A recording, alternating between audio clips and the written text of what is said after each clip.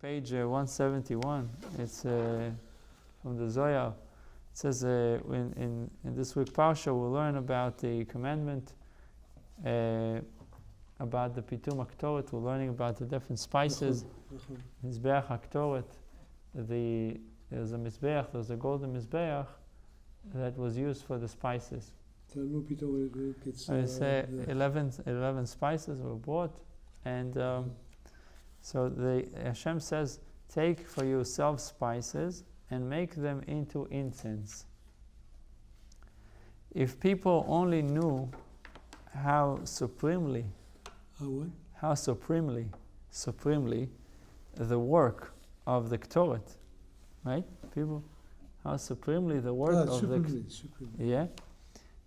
incense is regarded before God, they would take each word that the Torah uses in describing the Ktoret and elevate it to become a crown of gold upon their heads. Meaning you would take, it says, Velu and Atzari, Atziporon, right?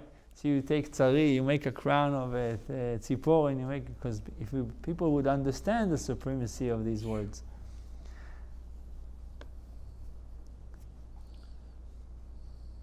And elevated to become a crown of gold upon their heads. One who occupies himself with its study must comprehend the work of the Ktoret. If he concentrates on it each day, he will have a portion in the present world and in the future era. He can cause death to be nullified from him and from the world. Wow.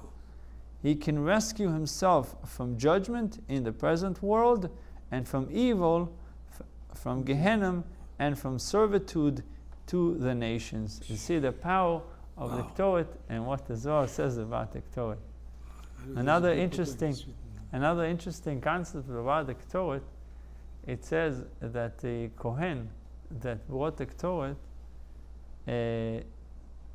had to do it by himself. No one is allowed to be there at the time that he brings the Ktoret. So nobody will know. He has to be there by himself. Nobody will know the proportion. No, but if it's prepared before, he's just serving it, he's just putting it on the Mizbeach.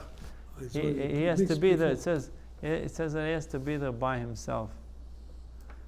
And we know that the Ktoret, any Kohen that did the Ktoret, they never gave the same Kohen to do it twice. Because if you did it once, you become wealthy. You're blessed with success immediately. Wow. But we learn from it an interesting lesson that when it comes to certain things, golden Mizbeach, you have to have humility, meaning that you can't do it with other people. Certain things, a person serving Hashem, says, oh, people are looking at me, they see how I pray, they see how I learn. It's certain things, you have to make sure that you do it without bells and whistles. You know, it's being done quietly and in a humble way. So a Kohen would enter by himself. No one is allowed to go with him. Where did he go for mixing the spice? No, they were prepared before. It was one family that prepared it before. His job was only to bring it on the golden altar. Okay, so we should all be very careful with the Ktoret.